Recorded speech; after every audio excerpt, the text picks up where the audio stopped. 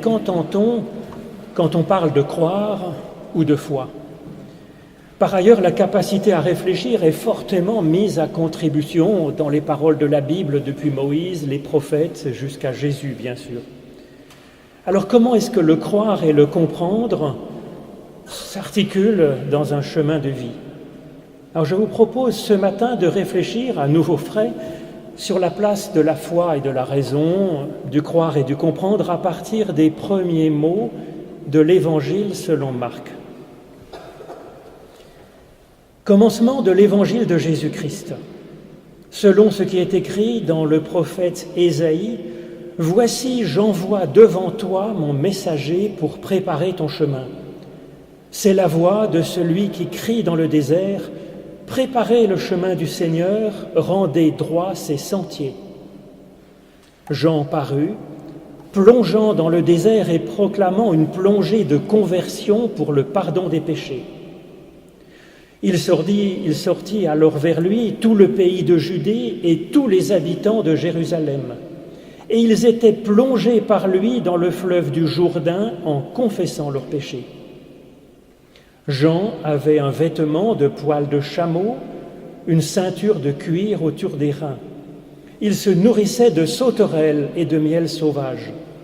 Il annonçait « Il vient après moi, celui qui est plus puissant que moi, et je ne mérite même pas de délier en me baissant la courroie de ses sandales. Moi, je vous ai plongé dans l'eau, mais lui vous plongera dans l'Esprit Saint. » En ce temps-là, Jésus vint de Nazareth en Galilée et il fut plongé par Jean dans le Jourdain. Aussitôt qu'il remontait hors de l'eau, il vit les cieux s'ouvrir et l'Esprit comme une colombe descendant sur lui. Et une voix vint des cieux, « Toi, tu es mon Fils bien-aimé, objet de mon affection. » Aussitôt, l'Esprit poussa Jésus dans le désert.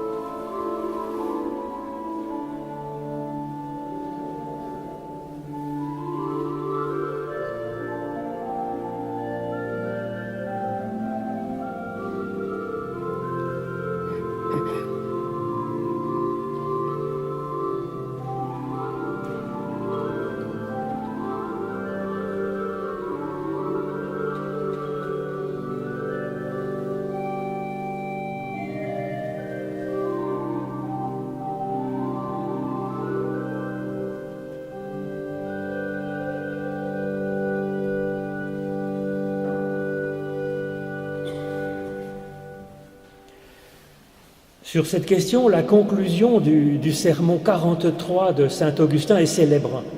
Certainement, nous dit-il, il faut comprendre pour croire et croire pour comprendre. Au cours des siècles, tous les théologiens vont entrer en débat avec ce saint Augustin, même Luther, qui, compte tenu de son propre parcours, en vient à dénigrer la raison dans des mots très crus, je m'en excuse à l'avance, traitant la raison de putain du diable.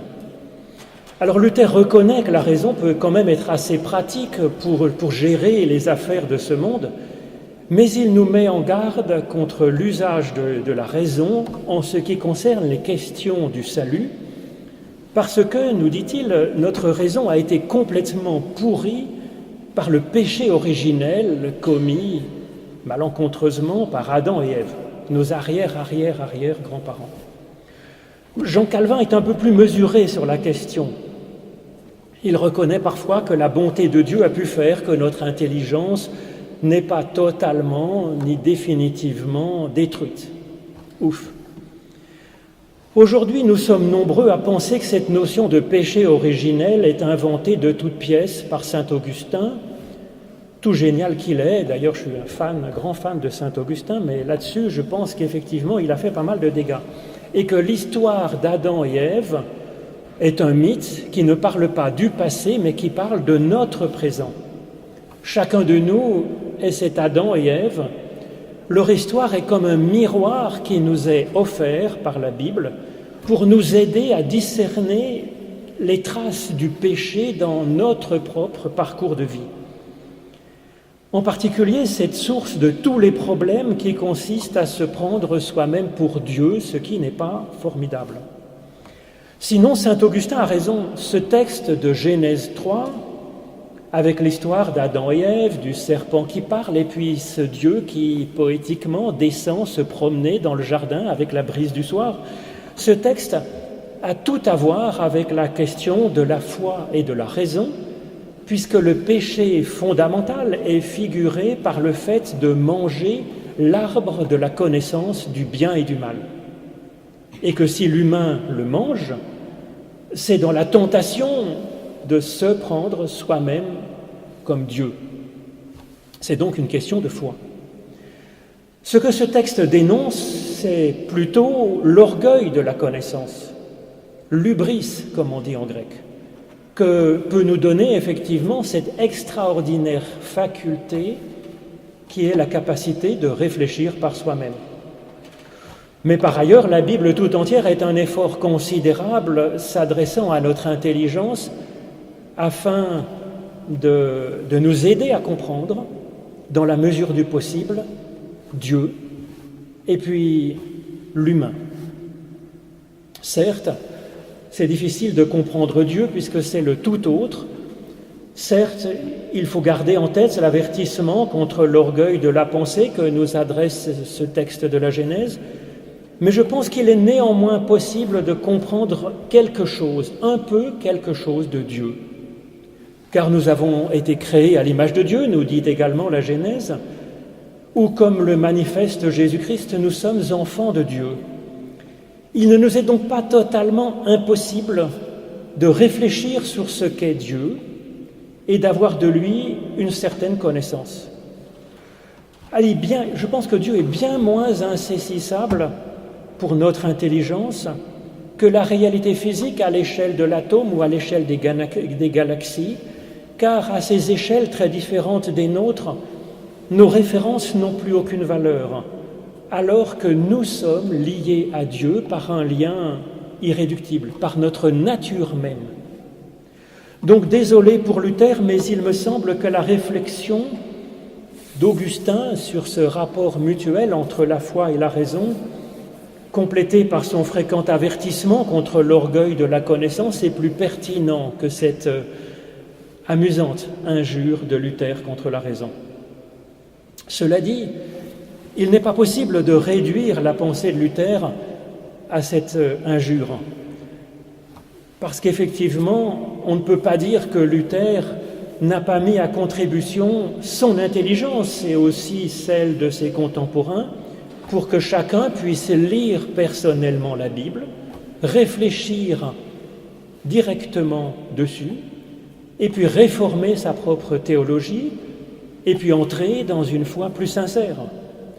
Réfléchissons donc nous-mêmes sur la place de la foi et de la raison.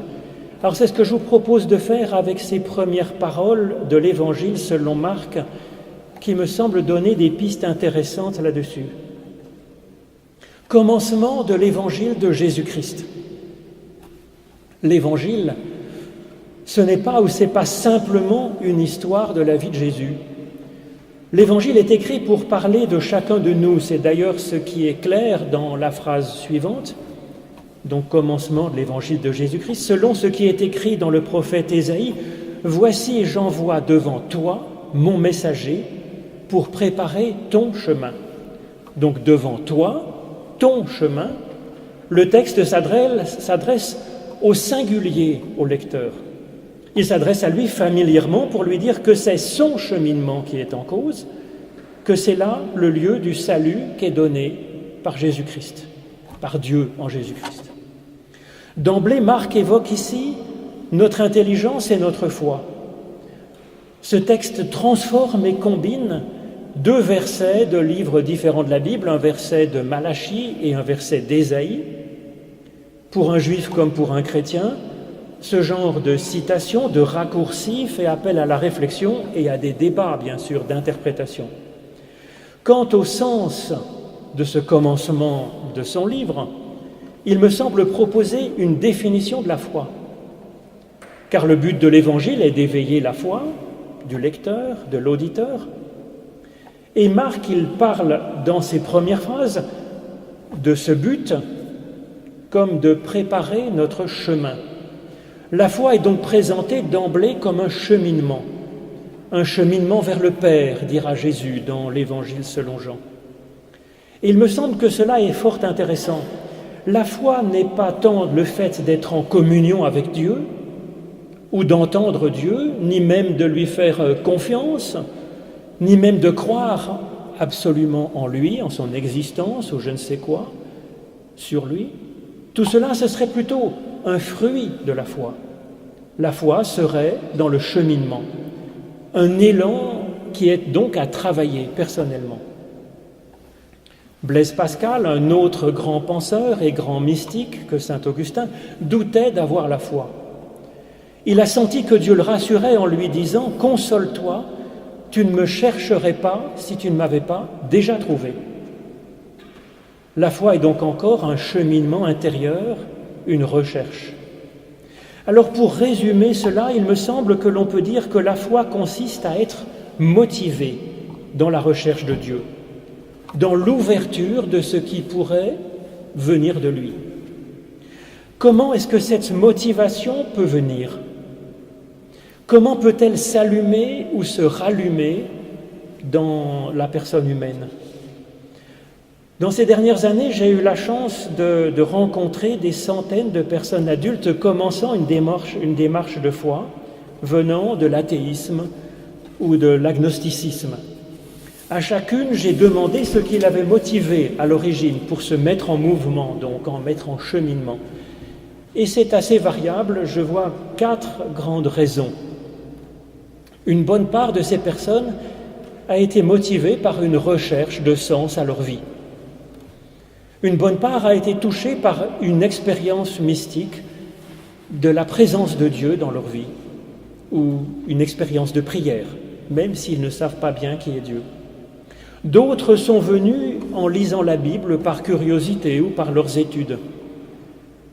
D'autres, enfin, ont été motivés par un proche, le plus souvent par un de leurs grands-parents, ou par leur conjoint, ou par un ami. Parfois même, j'ai rencontré plusieurs, ont été motivés par un enfant tout jeune qui, lui, a découvert Dieu. Comme Pascal, je dirais que ces personnes ont manifestement la foi puisqu'elles cherchent Dieu, quelle que soit leur motivation première. L'Évangile selon Marc commence donc par un appel à préparer, à travailler son propre cheminement, à purifier peut-être sa motivation. Ce que Dieu envoie pour préparer ce cheminement, c'est la voix du messager qui crie dans le désert.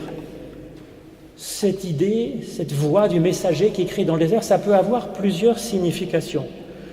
Le messager, on le voit par la suite, c'est Jean-Baptiste, qui appelle avec une voix intelligible.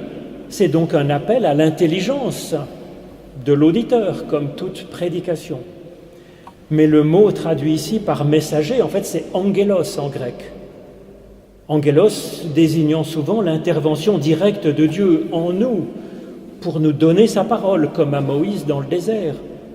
C'est donc aussi quelque chose de l'ordre d'une expérience mystique qui est proposée dans cette idée du messager qui vient vers nous. Si cela vaut la peine que Jean-Baptiste se fatigue avec son annonce, c'est qu'il pense qu'elle a une chance d'être comprise par ses contemporains. Le texte nous dit que 100% de la population de Judée et de Jérusalem se montre réceptive à l'annonce de Jean-Baptiste. Alors c'est bien sûr irréaliste du point de vue de l'histoire, mais c'est une affirmation théologique. L'ange du Seigneur est passé avant pour préparer le chemin, pour donner une soif de cheminement vers quelque chose d'autre, quelque chose de plus grand, car rien en ce monde ne peut remplacer ce quelque chose qui est comme en creux finalement dans notre être. C'est sur cette affirmation qu'Augustin commence ses confessions et Calvin le reprend dans les premiers mots de son Instruction et confession de foi dont on use en l'église de Genève, un texte de 1537, donc tout début. Il dit que cette soif de Dieu est partagée même par les plus barbares et les plus pleinement sauvages des humains. Et je pense donc que c'est vrai, même si c'est inconscient, même si la personne n'appelle pas ça Dieu, cette sorte de soif de ce qui fait sens, soif, appétit vers ce qui rend plus pleinement vivant, plus pleinement humain. C'est pourquoi une parole de la Bible ou l'appel de Jean, ou peut-être la façon d'être de notre grand-mère peuvent faire déjà frémir de contentement cette soif spirituelle, cette sorte d'appétit existentiel, vital qui est en chacun. Et puis à ce moment-là, on sent que c'est ça finalement, que c'est vraiment ça et que ça nous rejoint au plus intime, au plus profond et au plus vrai. La foi et l'intelligence se reconnaissent alors dans une sorte de tressaillement et s'unissent en un mouvement vers Dieu, je pense, mais peut-être que celui qui le vit ne le sait pas encore.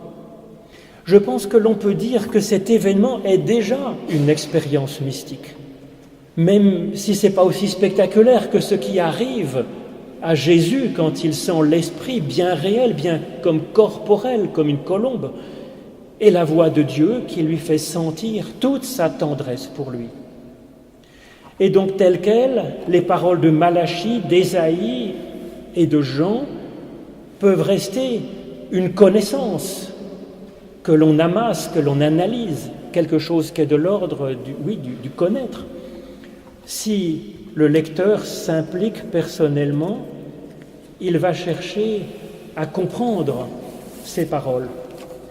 Au sens littéral, comprendre, c'est prendre avec, c'est s'en saisir personnellement. Le philosophe Bergson, qui est grand spécialiste de la mystique, explique que l'effort de compréhension est un effort intellectuel pour se saisir d'une connaissance extérieure, théorique, abstraite pour nous, et la remplir, l'habiter de ce que nous sommes, de nos souvenirs, de notre vie. Cette connaissance peut prendre alors un sens complet, efficace. À mon avis, cet effort de compréhension est particulièrement riche quand il est animé par cette motivation qu'est la foi, cette soif fondamentale. Et le fruit en est alors une avancée dans notre cheminement de vie, mais aussi en relation avec Dieu. Le fruit viendra en son temps, en sa saison. Comme le dit Augustin, toujours dans ce sermon 43, ce temps de la foi est un temps de semaille. Employons ce temps à semer. Semons sans nous lasser, semons toujours, semons jusqu'à ce que nous récoltions les fruits. Et donc Jean est comme une voix qui crie dans le désert, nous dit l'Évangile, c'est une connaissance qu'il communique. Cela nous appelle à comprendre le fameux récit de libération des Hébreux dans le désert, puisqu'il parle du désert, à sentir résonner cette puissance de libération qu'est Dieu, non pas en général, non pas comme de l'histoire ancienne, mais dans notre propre cheminement. Et ces miracles de franchissement de l'histoire, de révélation, de nourriture et d'eau dans un cheminement dans le désert, est à comprendre aujourd'hui, personnellement, pour saisir, pour sentir comme cela fait écho en nous à quelque chose de si profond et de si vrai. Et quand cette résonance se fait, c'est un fruit à la fois de notre foi fondamentale, primordiale, et puis de cette connaissance reçue. Et cette résonance est une joie mystique déjà. Car ce n'est pas simplement moi qui produis du sens, tout seul, en réfléchissant sur la prédication entendue, sur la Bible lue, mais il y a une parole et une soif que j'ai d'abord reçue et que je n'ai pu recevoir que de Dieu. L'intelligence et la culture semblent donc premières dans cet évangile puisqu'il est prédication. Mais la foi est présupposée déjà, être déjà là, pour recevoir ces paroles, cette connaissance, et pour lui donner vie finalement. Même si le lecteur n'aurait pas encore appelé foi ce qui n'était en lui qu'une soif native, ressentie, mais pas encore choisie personnellement. Parfois, l'expérience mystique est donnée par surprise, hors de toute connaissance, comme une intuition mystique. J'ai rencontré bien des personnes, et puis je peux témoigner moi-même de ce genre d'expérience. Ce type d'expérience n'est pas rare du tout, en fait, chez les personnes tout à fait normales, équilibrées, des personnes qui, par ailleurs, sont à milieu de l'extase ou autre transe mystique. Saint Augustin dit qu'il convient alors de réfléchir quand on a vécu quelque chose, donc dans la prière ou quelque chose de l'expérience mystique, qu'il convient alors de réfléchir sur ce qu'on a senti afin de passer du simple croire au comprendre. Pour justifier cette nécessité, Augustin cite l'apôtre Pierre qui, dans une de ses lettres, témoigne de son expérience mystique extraordinaire sur la montagne de la transfiguration avec Jésus. Quand il a entendu une voix du ciel, Pierre dit qu'il a entendu cette voix. Et pourtant, il ajoute que la parole des prophètes est plus certaine que cette expérience même.